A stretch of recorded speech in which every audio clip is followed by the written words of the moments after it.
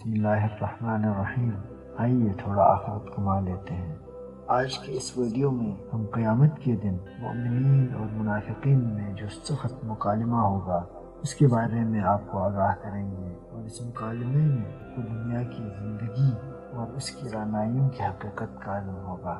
آئیے ویڈیو کو شروع کرتے ہیں۔ بسم اللہ الرحمن الرحیم۔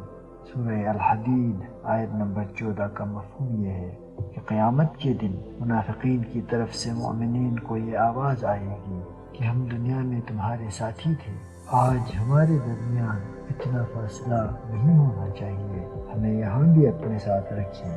مومنین ایسے میں جواب دیں گے، ہاں بالکل، دنیا میں ہماری صحبت تو ایک تھی مگر کردار ایک نہیں تھا، ہمارے رہن سہن کی جگہ ایک تھی مگر ہمارا موقف الگ تھا، ہمارے اجسام ایک تھے مگر ہماری نظریات الگ تھے۔